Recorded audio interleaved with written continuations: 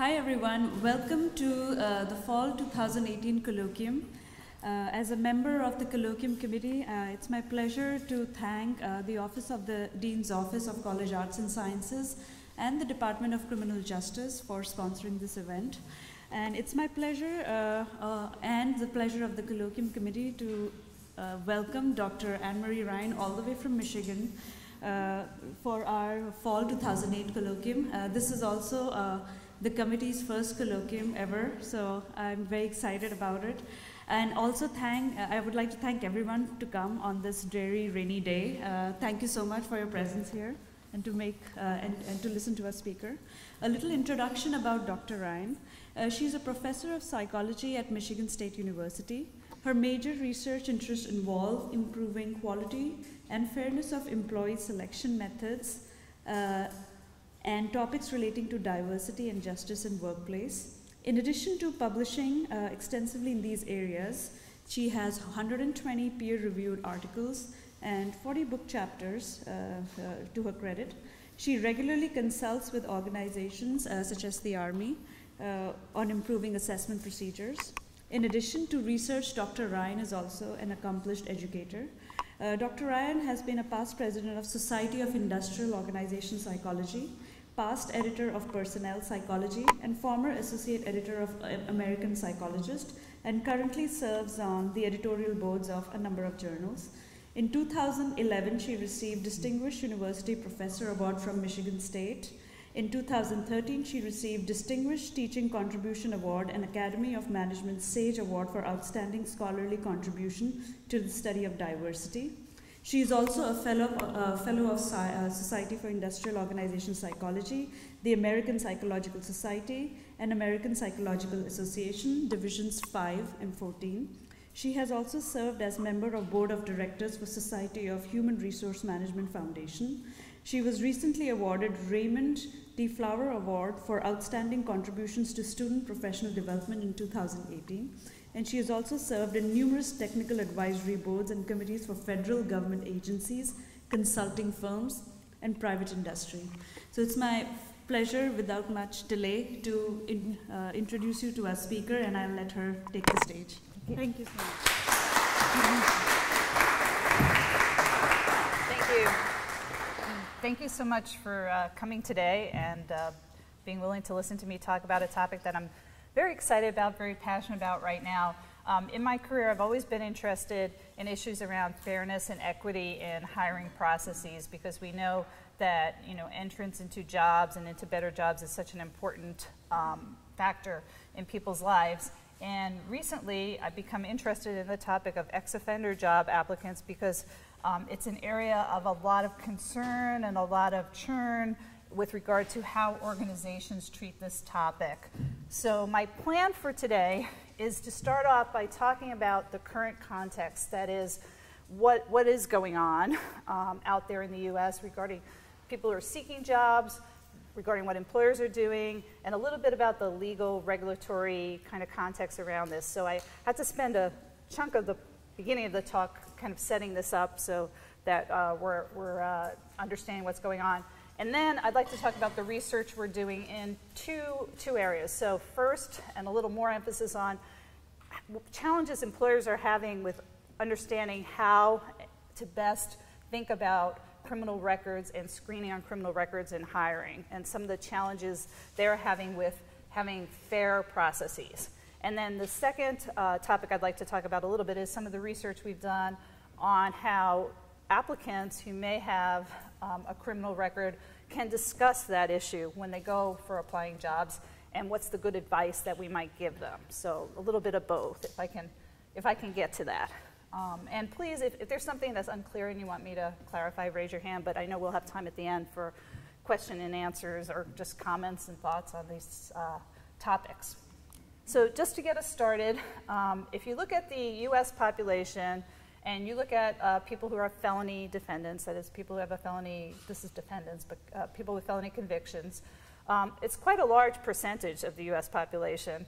Now the estimates are different, but it's a large percentage of working adults. The majority are male, but I think one of the important points for what we're talking about today is these are disproportionately ethnic minorities. And we might say, why is that? And that's a whole nother talk, I think, for people in criminology, to talk about differential rates of being arrested based on your race or ethnicity, differential rates in convictions, differences in what the actual conviction is for the same behavior, for the same event, differences in how long people are sentenced. So there are a lot of researchers looking at this and saying, you know, the way the criminal justice system works at all of these different points, we have differences between what happens with Caucasian Americans and what happens with ethnic minority individuals. So we could have a whole conversation about why that occurs, but that's actually not my area of expertise. Coming from the perspective of somebody who studies fairness in hiring, the issue then becomes if we're trying to hire people and we exclude people on the basis of their criminal records, we are going to disproportionately exclude people, ethnic minorities in the US. The other thing about this in studying stigmatization, which is, as I said, the area I do a lot of work on, is that there's stereotypes about people who do have a criminal record. And there's research on this that says people who have a criminal record are stereotyped as dangerous, they can't be trusted, they're irresponsible, they have anger management problems.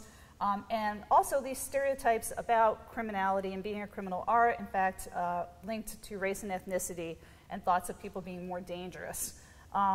So what happens is these stereotypes, in conjunction with the fact that more of your job seekers are going to be ethnic minorities, lead to a lot of stigmatization for people who are trying to get a job, who are out of the criminal justice system, or at least they're ex-offenders, and they're excluded from many jobs, which creates this problem of not being able to become employed. And we do know for people who have served time in prison that getting employed is a really important factor in moving on with your life, in rehabilitation, and successfully staying out of prison, staying away from reoffending. Yet, for many companies, for quite a long time, the way they handled this is if people had a criminal record that is a felony conviction, I'm using this very broadly, not any kind of criminal record, they would be excluded, or very few exceptions would be made.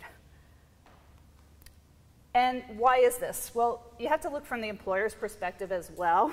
You know, are employers asking applicants to disclose their criminal record? The answer is yes. Now, this pie chart is from 2015, but I did put some 2018 numbers over there in the corner. And basically, employers have, for quite a long time, asked applicants to disclose. In many cases, this was right on the application. So people are applying, they would be asked, you know, and it would vary. States have different laws about how far back you can ask, but it might say something like, you know, have you been convicted of a felony in the past 7 years, past 10 years, something like that. Asking on the application or asking it later on in the process. But as you can see, the numbers who don't ask about criminal history are much smaller. Now, if you look at the 2018 numbers, there's a little bit of a shift in that it's being asked less. And it's certainly being asked less on applications, and I'll kind of get to that in a moment. That has a lot to do with a lot of movements that are going on right now to change the point in which people are asking people about their criminal records in the hopes that that will change the rates of hiring people who are ex-offenders. I don't know why that slid in there, but anyway. So why do employers consider criminal records in hiring? Well, if you talk with them, and we've done in some of our studies interviews with hiring managers, with HR managers, and also I should say some of my talk is informed by some consulting work I've done with regard to legal cases where employers are dealing with how do we handle this. They will talk about protecting the business, all right? I have a responsibility.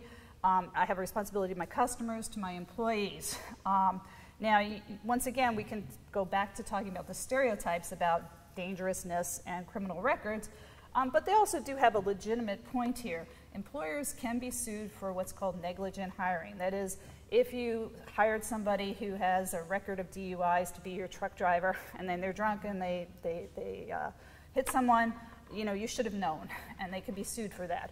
So employers do use that as part of their rationale, saying, I can't afford to be negligent in hiring. I have to do due diligence. That's part of what I'm supposed to do. Now, what that is a bigger question that we'll get into. The other thing employers will talk a lot about, particularly those that are in retail service industries, is how much money is lost due to employee theft, so from property kinds of losses. And these are very big losses. A lot of times people think about shoplifting and losses due to that, and that's certainly true. But employee theft is a much larger problem because employees are able to actually take more and more value. And for many organizations, this is a huge issue. And they'll say, this is a concern of ours, and we can document how much we're losing. And finally, once again, there are these assumptions people have about those with criminal records that come into their thoughts about how am I protecting my customers and my employees? Are these people going to just not be good employees? So even if they don't do something criminal while on the job, I'm concerned because they broke some rules that must indicate they're not conscientious.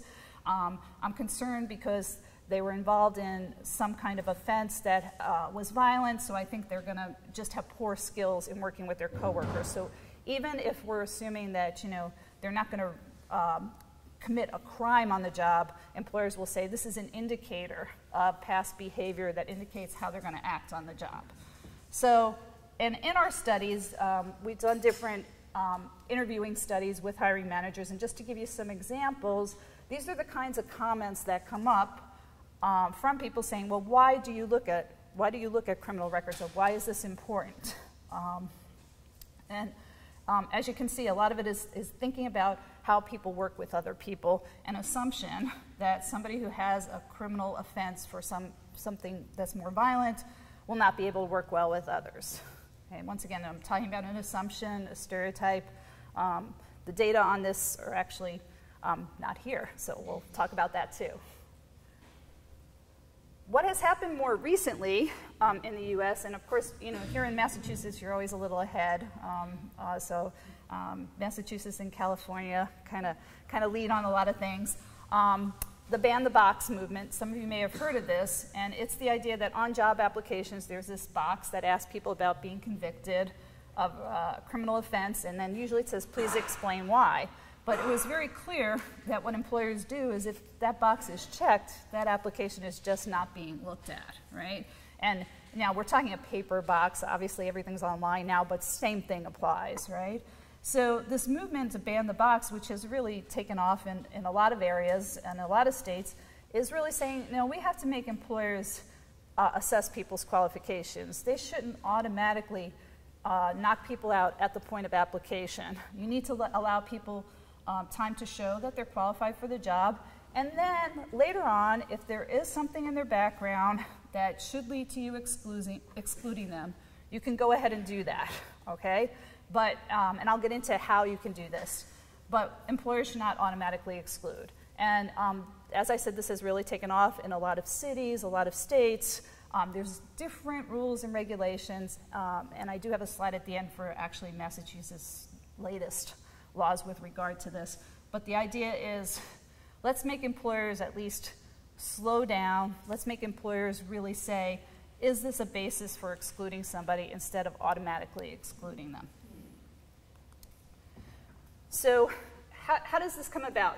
Well, the Equal Employment Opportunity Commission, which deals with issues regarding civil rights and employment, issues a lot of guidance regarding how employers might deal with issues when you're going to have differential hiring rates. That is, given that there are these differences in who has a criminal record and also what kind of criminal record they have based on those factors I said earlier about sentencing or what people are convicted of, there's a concern about fairness in hiring.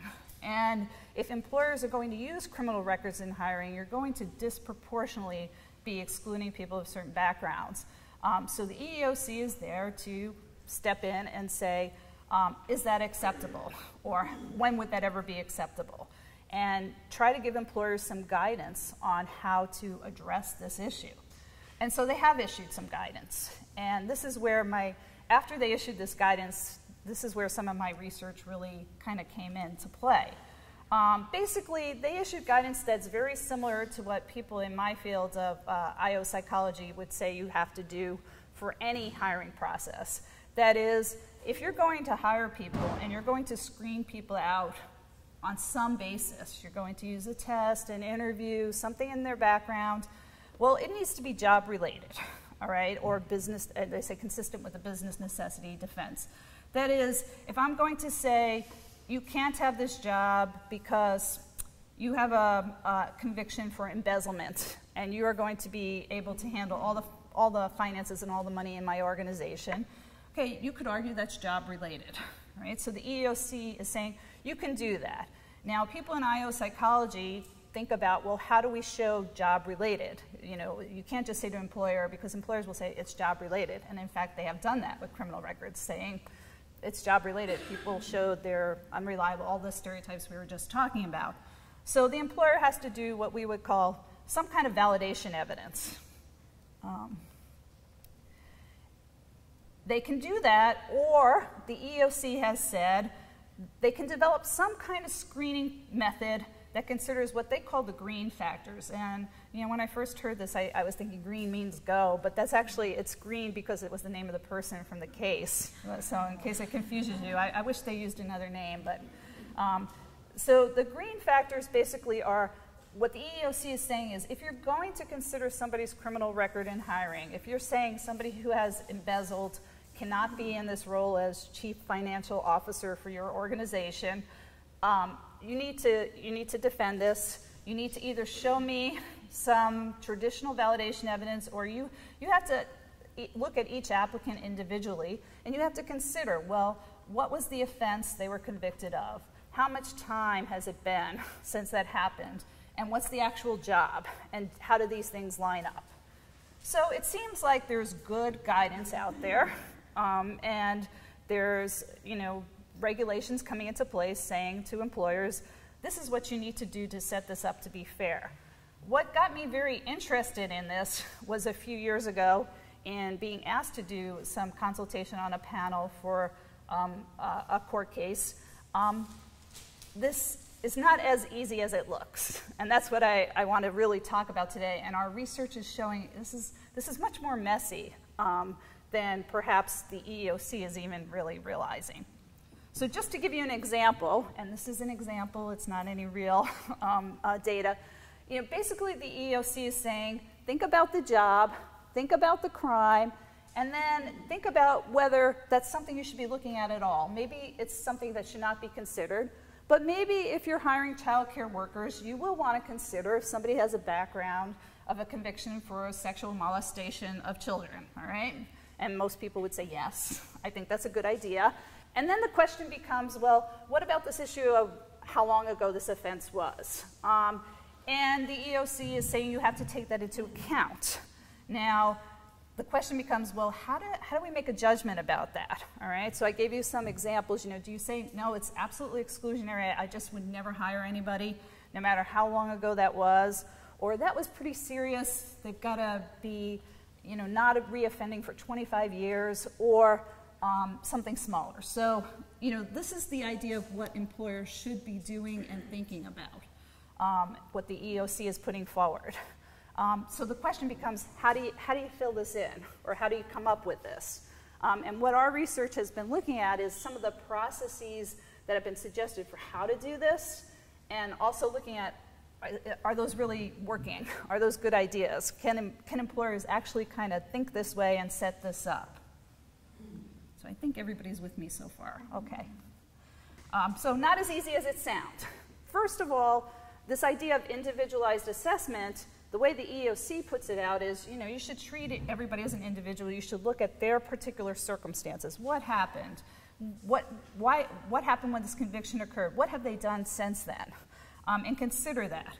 For big employers, who are the ones who are really the targets of most of these lawsuits, when they're hiring and they're processing thousands and thousands of applicants, even in a week, this idea of individualized assessment is not really appealing to them. And it's not just because of resources. We can be cynical and say they just don't want to spend the money on this, but really in some of the situations I've looked at where you have people maybe being hired for, like, say, seasonal work, you know, so this time of year, people get hired for warehouses, get hired to help out with, like, delivery services, get hired in a lot of retail stores coming into the end of fall. By the time you actually process some of the people and their background, the jobs are already gone. And there have been a couple of cases exactly around this where people were hiring on a sort of temporary basis, and they said, well, we'll look at the people with criminal records individually, and they just put it aside, and then the season was over, and there's no job left, right? But also, I think more importantly as an IO psychologist is you do have a real concern if you say, let my individual hiring managers actually decide this. Because we do know from a lot of our research that a more structured process is going to be fairer. It's going to be better for people. And that you may have many good hiring managers who can use good rational judgment and think about these issues, but you may have many who are biased. And if you're a big employer, what you want to do is have a standard process and say, this is how we evaluate it. You really want something like that matrix that I gave you so that you can say to your hiring managers, if they're in stores or restaurants or warehouses throughout the US, this is what you need to do. This is what you need to follow. You want to give them some guidance and not leave it up to them. And so most big organizations have said, well, we're not going to do quite individual. We're going to have at least some guidelines, after which maybe we can allow some individual reflection. So how do we usually show something is job-related? And I know for some of you who've had IO psychology courses or psychometrics, right? We can bring it in here. You know, one way we typically do this is say, well, you can get some what we call criterion-related validity evidence. And basically, this is just showing you that if somebody has a particular trait or a particular thing in their background, how is that actually related to performing on the job? So you actually gather data on people. So for example, if I wanted to say people who have, I don't know, or who are extroverted are better at sales, right? I would go ahead and get data on everybody's extroversion level, and then I look at how well they do in selling, and I try to show a relationship. Well, you could do this, the EEOC is saying you could do this for criminal records, but obviously this is a little bit of a challenge for any one individual employer because, first of all, they'd have to have hired enough people with criminal records to show a relationship to job performance, and also not just people with criminal records as a broad category. I mean, the EEOC is saying, look at what was the offense? What did they do? When did it happen? So you'd really have to try and have a lot of information on a lot of people. I do know of one consulting firm that's very much in this area that's actually working on a study like this because they have a large enough population of people, but I'm not even sure they're going to find it feasible. So basically, although this is something that, that you could do, most employers are not going to have this information to be able to do it, particularly since they haven't been hiring people with criminal records. So the second kind of evidence that we could talk about, we talk about content validation evidence in IO psychology, and this is basically saying, when you can't do something like that, gather this kind of data, you can have some judgments by people who we would call subject matter experts as to whether or not something is related to doing the job well. And this is a pretty typical process for all kinds of skills. So if we say, somebody needs a certain kind of degree, or they need to know, I don't know, how to use Excel, or whatever it is you're saying is a requirement for a job, you have people who know the job pretty well sit down and say, yes, you definitely need this for the job, and look at that connection. So right now, most employers are saying, okay, I'm gonna go for this option here, and I'm gonna come up with a way, and I'm gonna get a group of people who are subject matter experts, that's the term that's used, and ask them to make a judgment about whether or not this criminal record should be considered at all, and also paying attention to those green factors I mentioned, saying, should it be considered, how long ago, all of those kinds of things in relation to a job to try and make that connection. So people in IO psychology would say, yeah, we do this all the time. Great. And actually, no, it's not very easy. And the reasons for this are multiple. And this is where people with a background in criminology may be able to shed more light on it, and they've certainly educated me on the topic. Because if you say, why don't you consider what the offense actually was, well, a particular behavior isn't always the same from state to state in the US. I did not really have a full appreciation of how different it is. I discovered that if you're if you're going 11 miles over the speed limit in Virginia, it's a felony, just in case anybody's going to drive to Virginia. And unfortunately, a lot of people get out of it who can afford lawyers. There's a whole, I guess, industry in Virginia for people from out of state who get the ticket for 11 miles over going 71. And so, you know, what's a felony? I'm like, in Michigan, that's like the slow lane, right? So, you know, things vary. This is difficult, especially if you're a national employer. We already mentioned the fact that we know what people are charged with and what people are sentenced for, and how long they are sentenced does differ by ethnicity within the US.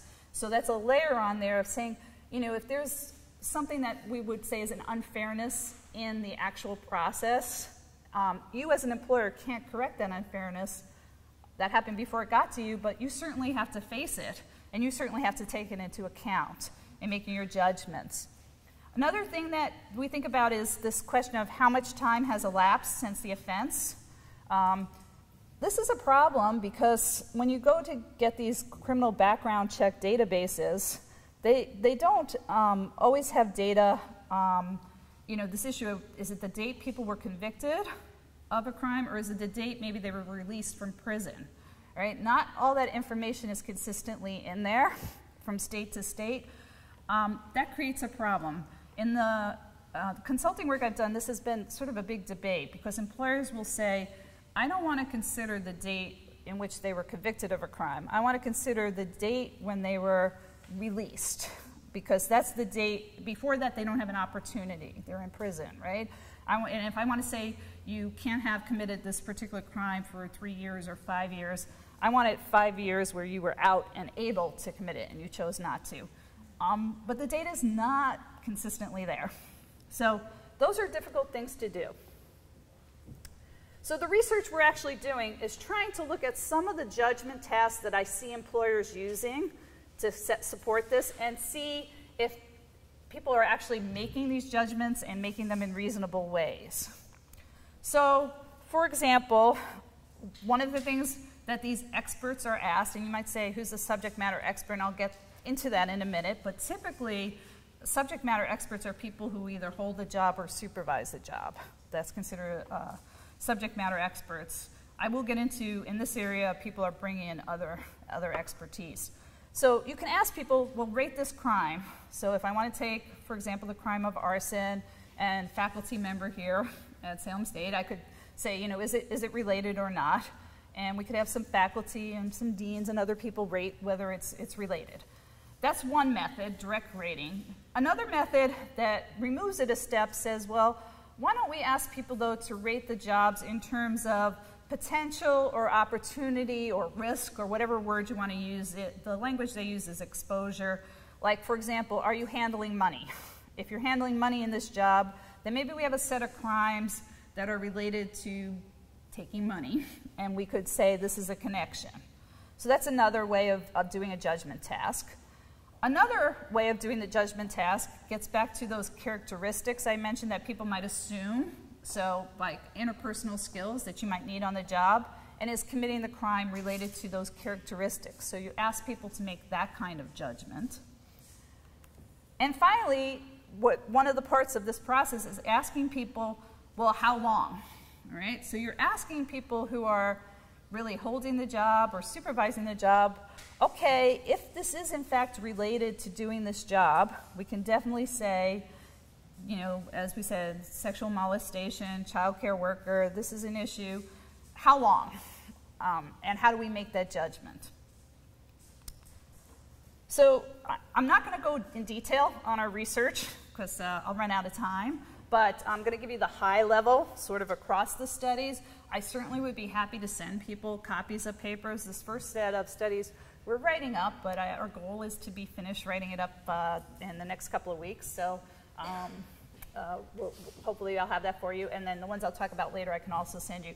But basically, we took people with work experience in the particular jobs that we're looking at. And for most of these studies, we were looking at people who are retail associates or restaurant servers. There's a lot of people who've held those jobs, have some experience with those jobs. We gave them job information as well to look at.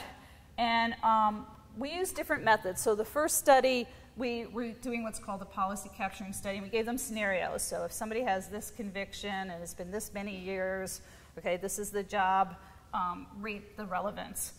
For the other studies, we chose a set of crime or crime categories. We gave them definitions of those, and we asked them to rate the relevance to the job that they were holding, the job which they had expertise in it.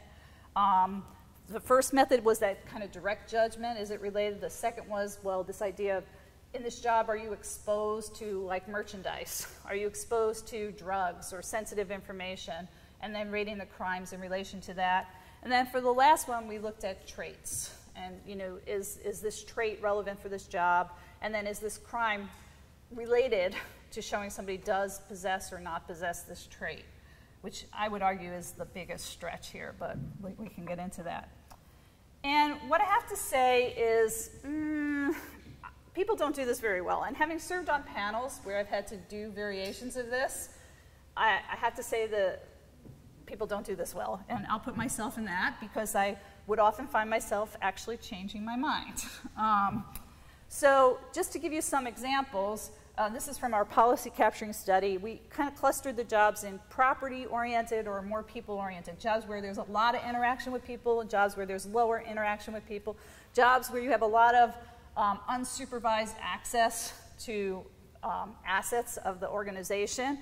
And you find people make ratings, but they're not really like consistent. You know, in the jobs where you have a lot of time with people, that there actually is more higher ratings of you have opportunity, crimes against property were seen as more related than in the other. Just not really a very consistent pattern. But let me show you from the ones where we actually had people directly rating, because I think this is helpful. Now, I'm not presenting all the 29 crime categories. It's just too much information. But I picked some of the top ones and some of the lower ones. So you could say, what's considered most related? What's considered not related? Okay, so you could say, well, you're a restaurant server, reckless driving. Some people still rate it as relevant, but unless you're, I don't know, have a food truck, probably it's not related to doing the job. All right, so those are rated lower. The others are rated higher. But what I want to point out is, you know, if you look at the standard deviations, but you look at our agreement index, not very good agreement. All right, as a matter of fact, really, really lousy agreement.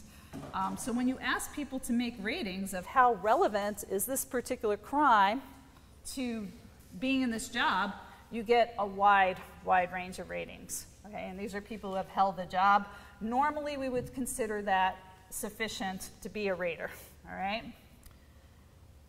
So what about this other method where we don't have them rate the crime to the job? We say rate the job on like different kinds of categories of things where there's some risk for the employer, and then on the basis of that, rate the crimes. Here, people have better agreement in rating, like does the job have access to merchandise? But I put in red, people can't rate jobs in terms of how much exposure or how much interaction you have to people. Some people would say, yeah, you could encounter anyone. And I'll give you an example that comes from some of these court cases. For large retail employers, you know, you have people who round up the carts in the parking lot, all right? Some people would say they're just rounding up the carts in the parking lot. The employer will say, no, they're interacting with our customers. Somebody in the parking lot could ask them a question. They'll know they're an employee. That's a job high people. So you find just tremendous variability in how people think about jobs and how they rate them in connection to this. So there's also not much differentiation, I will say, across the jobs. You know, people are just using the middle of this. It's just not great ratings, okay? So yeah, embezzlement is seen as more related to jobs where you handle money, but there's still variability in even rating a very specific crime. So I see this as a particular problem with these approaches. We're seeing it in our data. I also see it in actual panels I've been involved with when we're asking people to make these ratings. They're very long meetings, and there's a lot of disagreement. This issue of rating the job in terms of personal characteristics, We asked people, are these traits related to effectiveness? And they rated things as highly related. And actually, there is evidence, research evidence, meta-analyses on the connection of things like honesty, emotional stability, conscientiousness to job performance. So, that's not untrue. We can have empirical evidence to support that. But in these ratings, people rate trustworthiness and conscientiousness as linked to most crimes, saying that if you have a criminal record of this sort, a robbery, reckless driving, whatever, that's a sign that you're not conscientious. I think this is a real problem because basically people are probably stereotyping, right? They have no basis for that inference. This is an area, though, where I think some research could be done to establish and show employers that, conscientiousness is unrelated to committing certain crimes. And I don't know, I know there's people here from criminal justice. I know there's older research on sort of like criminal personality. I don't know that there's any recent research using really good measures, but I think it would establish for employers that this isn't a real connection that you're thinking about. It's just a stereotype that you're using. But I think this explains a little bit of why in our other cases people have a reluctance to rate crimes as not relevant. Some people just really sincerely say it is connected. And they'll use a lot of anecdotes. They'll use a case. They'll say, I had one employee one time who did this. And you want to say to them, did that employee even have a criminal record? But they're convinced that it will happen. So I see this approach as not really useful. The other part of this judgment, the EEOC is saying, you really should consider how long somebody's been conviction-free. You can't hold something against somebody, even if it's job-related, all right? They're going to be working with merchandise or money, but, it's years ago. Why are you barring them from employment for so long? This is a huge issue. And people do rate criminal records as less relevant as time goes by. Now, in our studies, I will say we didn't handle this the best way because we just gave people different time lengths, and we said, if it's 5 years, it's 10 years, it's 15 years. And we really didn't give them data on recidivism. And recidivism is your a likelihood of reoffending, and there are different ways to calculate recidivism rates. So sometimes people talk about being arrested again, being convicted of the same crime, being convicted of different crimes. So it's a complicated set of data. What I have found in panels I've been on where we're bringing in experts, and in these panels, they actually brought in people who do the job, supervise the job, know the job well. They brought in IO psychologists, they brought in criminologists, and they brought in people from the legal system, so like FBI agents, people, prosecutors, and whoever was on the panel was always agreed by the lawyers on both sides. So, it's a complicated process. But actually saying, okay, maybe people who are doing the job can't just make this judgment alone. We need some other people in the room to provide them with some background and context to help them understand. Now, what I understand about this, though, from having done this, is that, well, what numbers you use or what numbers you tell people are really going to influence how people think about this likelihood of reoffending. So the Bureau of Justice Statistics has some data. They actually have this interactive tool. And talking about, well, most people will recidivate. That is, most people will be rearrested, all right, within a certain time period. And it does vary by crime type and age, and we can get into that. So that would be the data from the Bureau of Justice Statistics.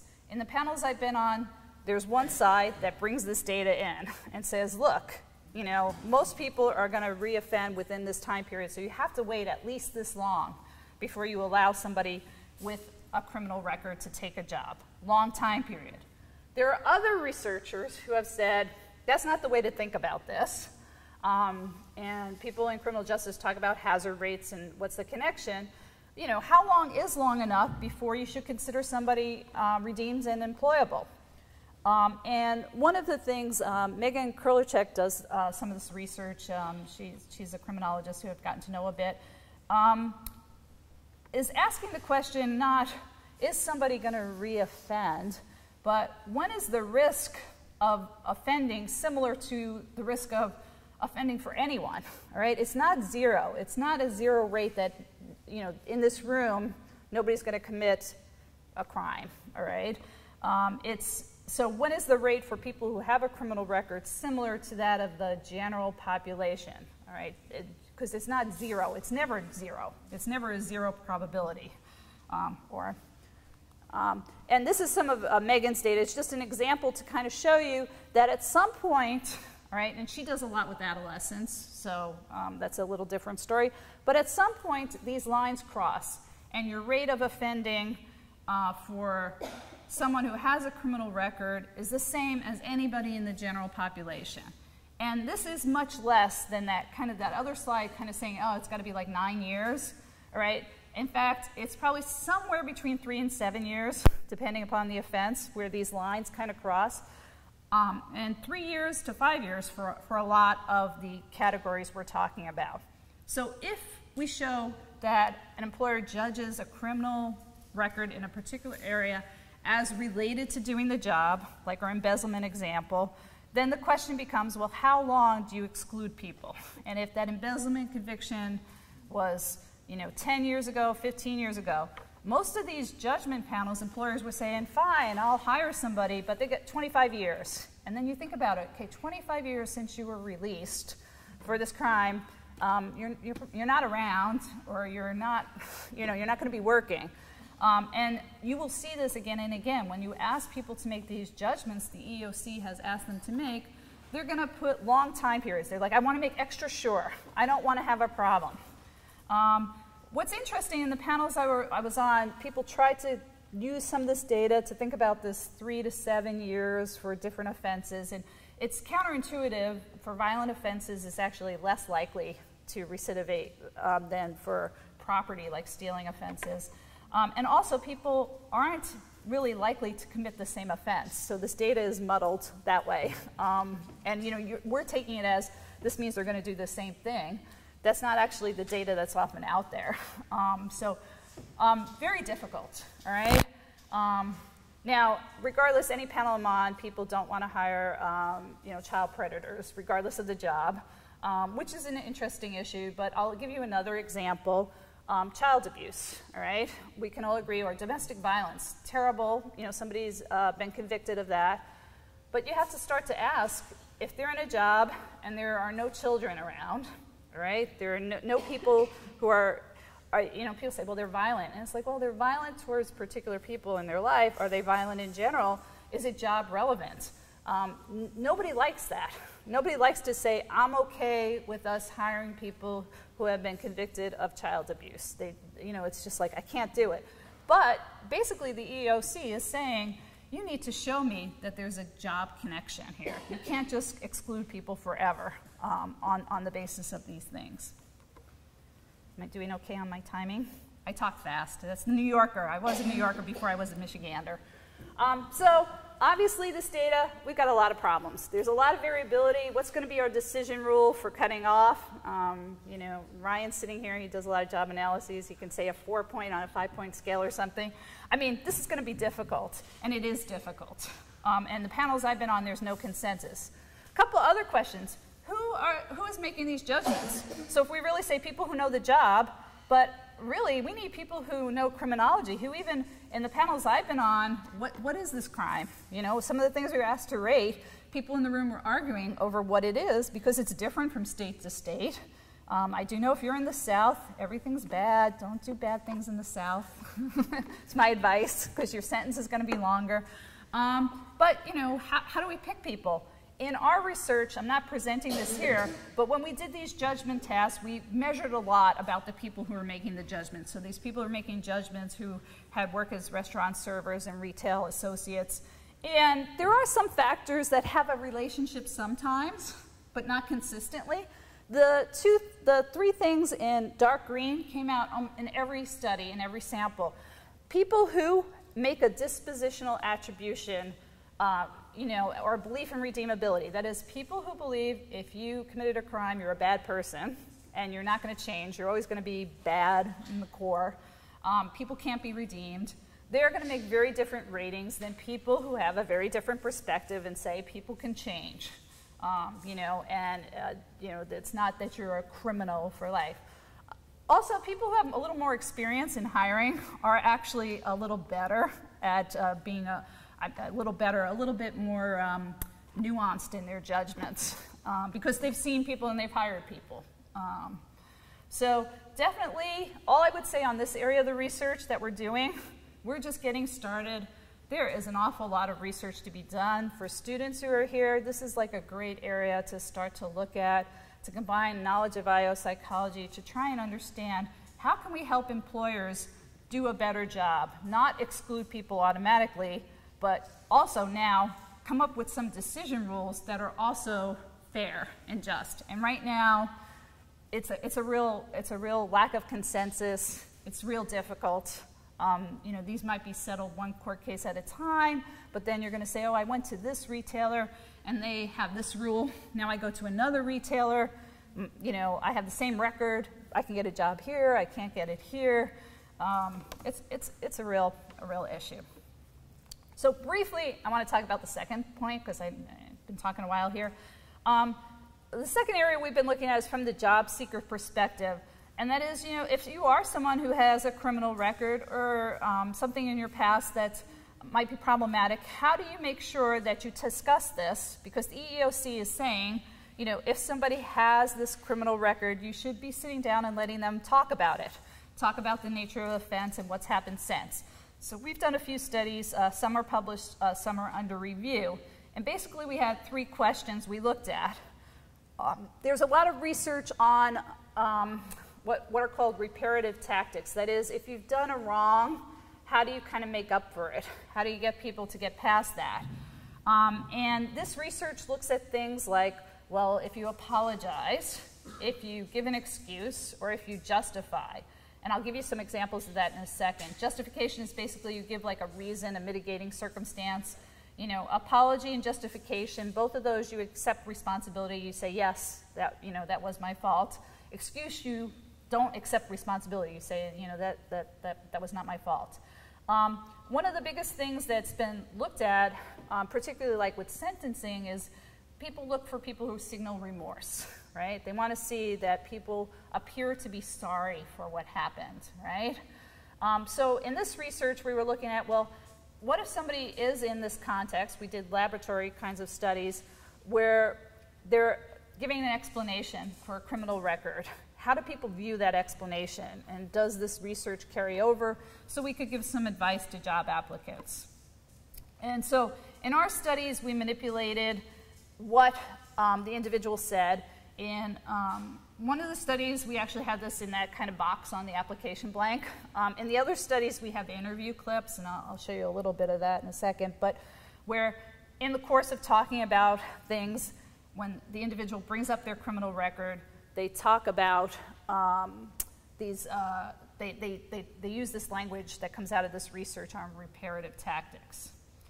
The second question we wanted to ask with this is obviously the role of applicant ethnicity, race. Okay, because if you want to give advice to people, but if some people are believed less than others, this is going to be a problem. So we really wanted to look at that. And the third thing we wanted to look at is this timing of discussing it. So the ban the box movement is saying don't ask people to explain things right up front. As a matter of fact, what you should do is wait until you've screened them, they're perfectly qualified for the job, and at that point, bring in this criminal records check and ask them. So we wanted to look at, does that make a difference? So here we had a number of studies.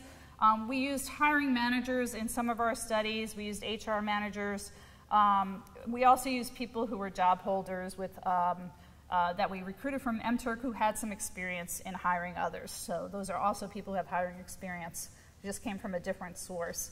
And we looked at things like the type of crime, and we manipulated in the video clips, and these are just screenshots from our video clips. So, you know, when you're doing experiments, you want people to be exactly the same in every aspect, except what you're manipulating. So we were manipulating their race, ethnicity. We gave people their name and a little job, we gave them job descriptions. We gave them name and resume to kind of make ethnicity more salient than just a physical judgment. And we asked people to look at their record and then talk about, in the one case, whether you would hire them. In the other cases where you've already decided you're going to hire this person and now they're talking to you, would you change your mind about giving them an offer? And what we found is that indeed justifications and apologies both work in the sense of people see people who give an apology or who justify what happened as remorseful. They see them as less likely to be deviant, and they are more willing to hire them. This is just our model from one of the studies. I didn't want to give you all this stuff. Providing an excuse does not work, right? It does not signal remorse. This was true regardless of the crime type we manipulated in the study. Now, we haven't done every crime type. Obviously, these are lab studies. We've done a couple. And the job type. But it's also true regardless of whether this was something they did at the time of application or the time of an interview. I also wanted to point out, I know these are long, but these are some of the quotes from hiring managers in our studies where we interviewed them and we talked to them about, what if applicants use this approach? And they gave us examples from their own experiences of people offering a justification or people offering an apology. And they gave examples of hiring people with criminal records where they actually considered how the individual explained the circumstances of what happened. So it fits with this idea of reparative tactics. And, so, if we had advice for people who have a record, it's about making sure that when you are explaining it, you make clear of accepting responsibility, expressing regret, promising to abide by rules, promising to be a good employee. The justification we used in here was people talking about helping a family member. And, I kind of got into this because I was with a family member, and then, and this happens to people a lot. They get thrown into the criminal justice system because they were trying to do good for someone. Our research on this isn't completely full, but we do think it depends on what the explanation is. I mean, there are some justifications that are probably not gonna fly. The second question, I'm gonna go through these so we can ask some questions. Race, ethnicity, we actually didn't find a lot of differences. We found one difference in one of our studies between Hispanic, Latino applicants and white applicants, where the apology was considered a less positively, slightly less positively, although you did still find excuses and apologies to be different. What I would say is that's probably somewhat of a good news finding. Now, we've done a few studies. We still are doing more. We're starting some studies with female applicants to look at this kind of issue and trying to look at that. The last thing I want to point out is this timing of disclosure. Does it make a difference? And we actually did find that, yeah, the same exact explanation given in the context of, okay, you're still considering hiring this person, versus you've already decided to hire this person, and now they explain it. Less people are actually going to rescind an offer. So the EEOC's advice of push this to the end of the process is good advice, because less likely that people are going to not consider somebody's explanation. All right, I'm going to skip that slide. Just for students who are out there, practical advice, there's a lot of advice online for people who are ex-offenders. I think it's knowing that employers can and will do background checks is pretty important for you. Verify information that's out there about you. We always say check about what people will find out about you.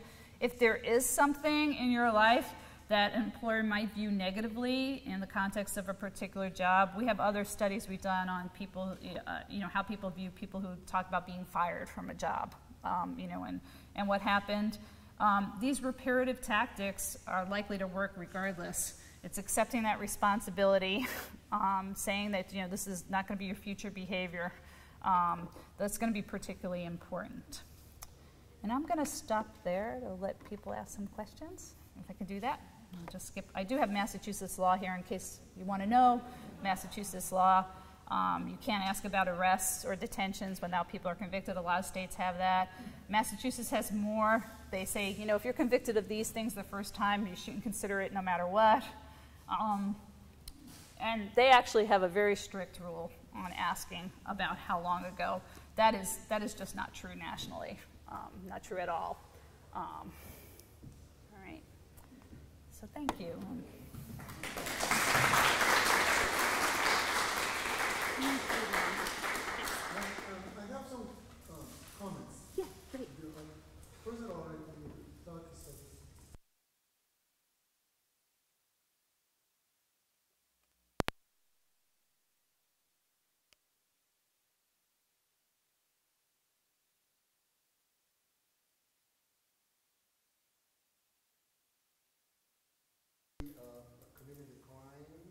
function of time since the Oh, end? yeah, and that's the recidivism ones. Yeah. Yeah, those are taken from, now, there's different figures, but yeah. Those are the comments, a couple of comments right there. This one here? That's a very interesting figure, because it clearly shows that, the first years after the release are more important. Yes. In contributing to the proportion of people that will have the probability to release. Yes. So probably that is the way to go in considering making these people to take a different judgment. Yeah.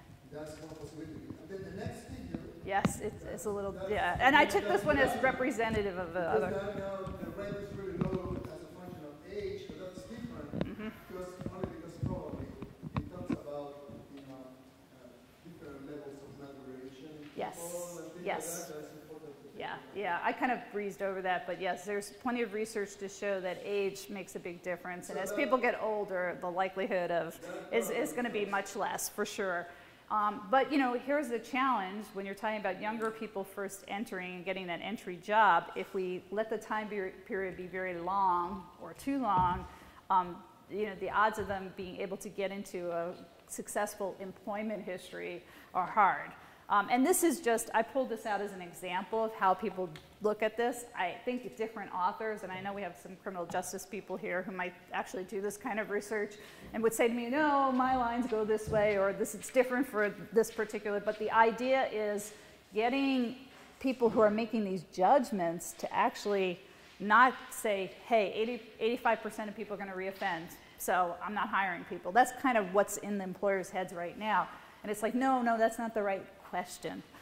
Your point about age is very correct.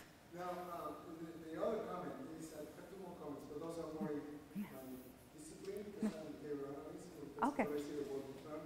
But, I think that the way to improve the ratings is by providing a better definitions of the behaviors. Yeah. So when they go over in the survey, they know what to look for. Because sometimes tuning up a definition may help in that direction.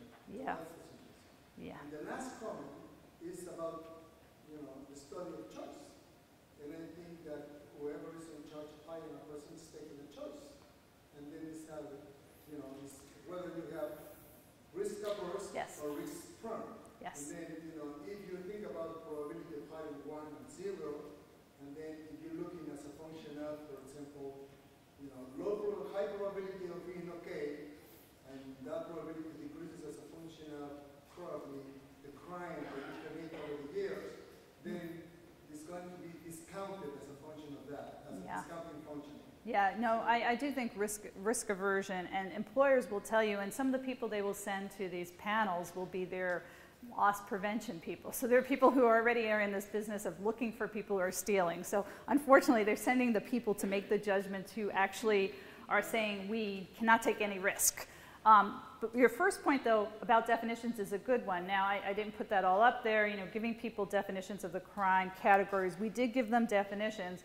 When I've served on panels, we got a lot of information, but we also had experts on hand to explain to us, hey, this means this in this state, because people were in the room saying, oh, this sounds really bad. And then you have, like we had a person who was a retired sheriff and saying, no, the only people who get that are people who are like drunk in a bar fight. Like it sounds, in this state, right? So there's a real issue about how do we get people to absorb that information? I think if you don't have people who are in criminal justice or criminology or in those professions, however, you also don't want your panel, there's definitely a difference in who's on the panel and who rates which way. Interestingly enough, the people with law enforcement backgrounds, start off by kind of saying everything is exclusionary or longer periods of time, but most of them are pretty willing to compromise and have a conversation about it and say, yeah, I think they're not as far to the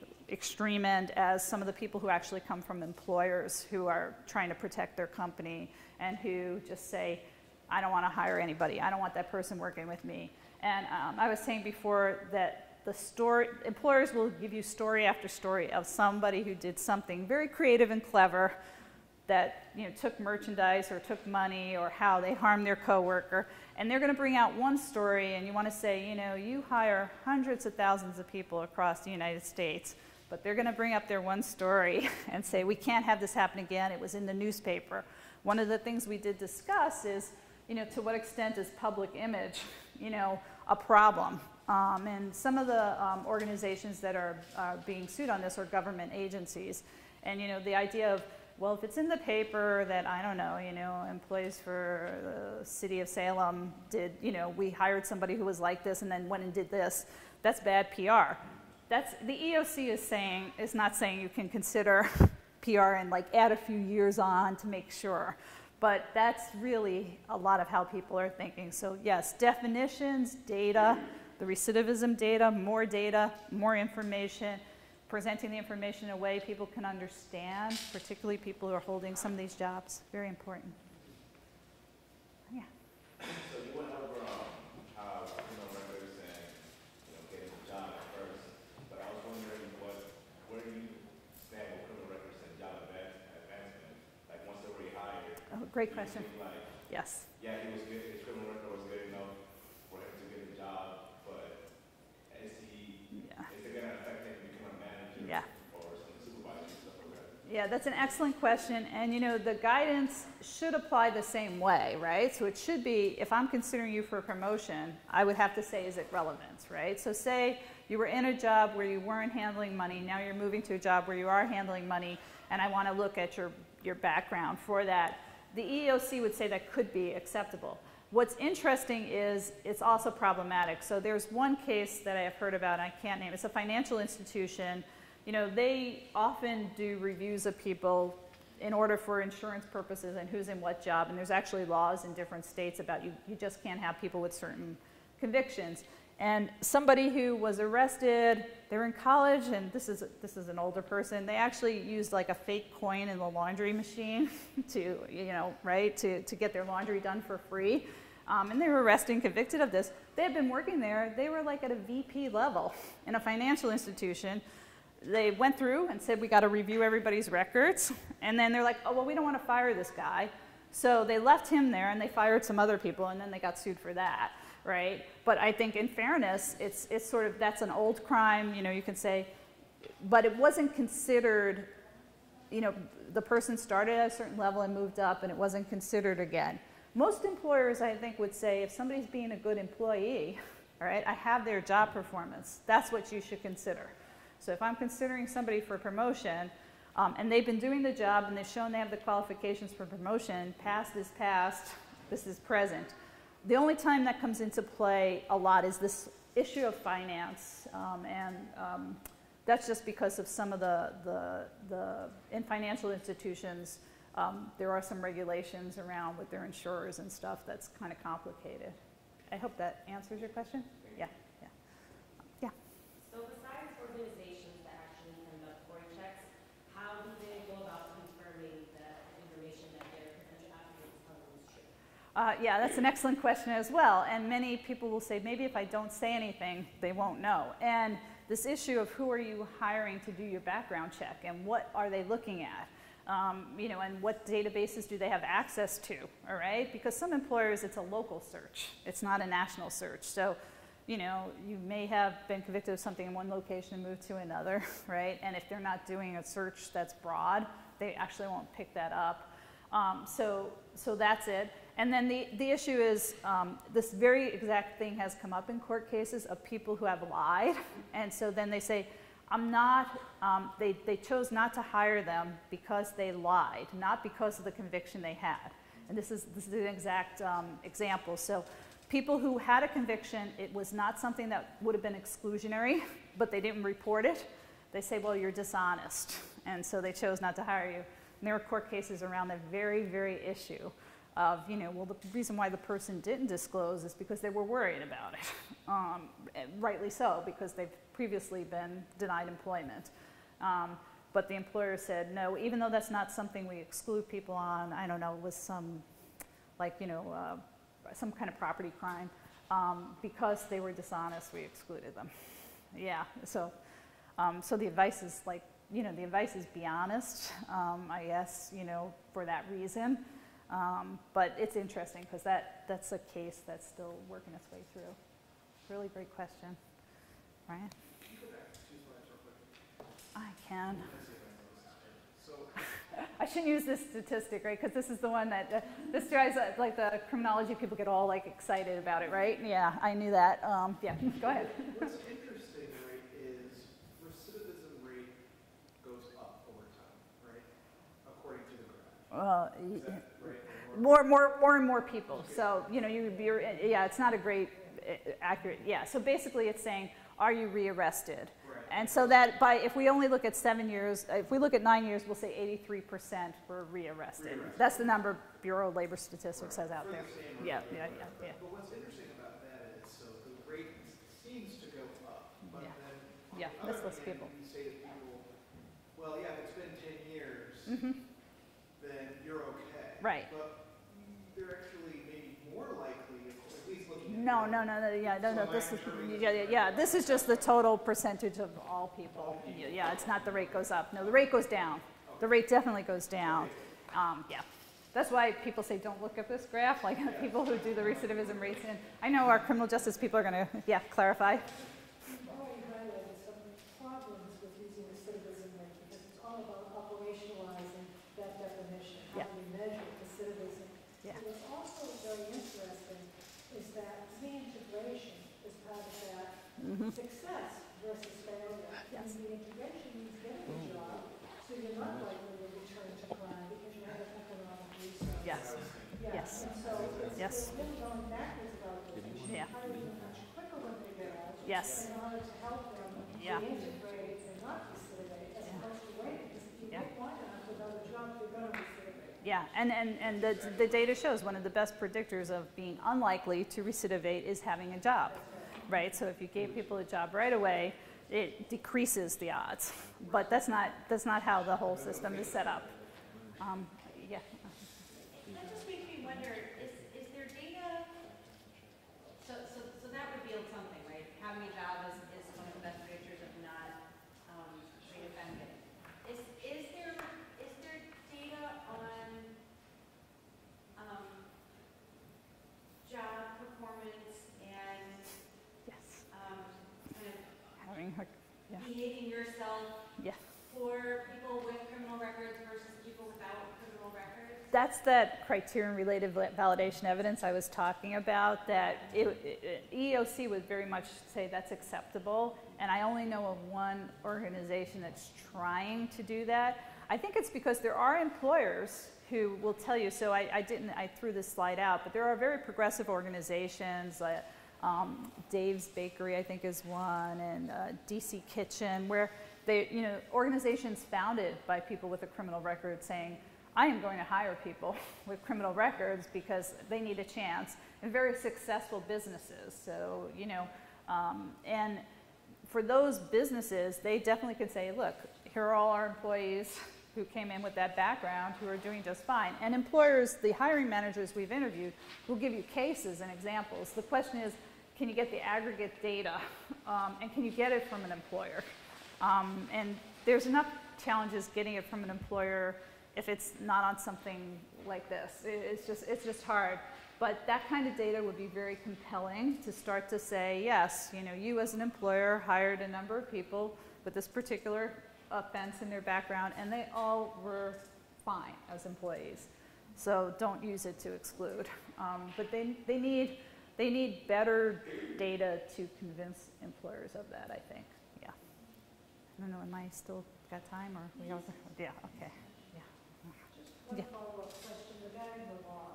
Because the employers say my hands are tied because the law in some states specifically says that felons, convicted felons, are not allowed to get certain licenses. Yes. And that automatically would exclude them. So how much of a factor is that for this? It's a factor, but I think many of the cases right now are real entry-level jobs. Like I said, they're retail, they're fast food, they're not jobs for where a specific license is going to be. Even for those licenses, technically, even for the financial ones I was mentioning, my understanding is they're supposed to do an individual review, all right? So if you have something in your past and you still want to go into that profession, they should, in fact, be doing now it's maybe the professional association or the state regulatory board, so it's not necessarily the employer who does the review, but the licensing board for the state, you file an appeal or whatever. It's a lot of effort for people to do so, but yes, there should be a mechanism, and there often is, but I can't say that's consistent across things. Most employers just say, you know, it's my customers, my employees, I don't want anything to happen. They're more in that realm. Shannon? So I was kind of wondering, we talked a little bit, or you talked a little bit, that 1/3 of working adults are ex-offenders. Yeah, that's approximate. What the rate of unemployment is between people that are not offenders and people that are ex-offenders? It's a good question. I don't have that number in my head. I probably have it in my paper. It's high. I'll put it that way. It's considerably higher. You know, our national unemployment rate right now is pretty low. But among ex-offenders, it's quite high. And then it's not just unemployment, it's also underemployment, right? What kind of job are you actually doing? You know, are you doing just, you know, day labor kind of work? Are you, you know, so it's both unemployment and then also underemployment of extreme sort. So, well, I'd be happy to talk to people or send a paper. Thank you so much. Great questions.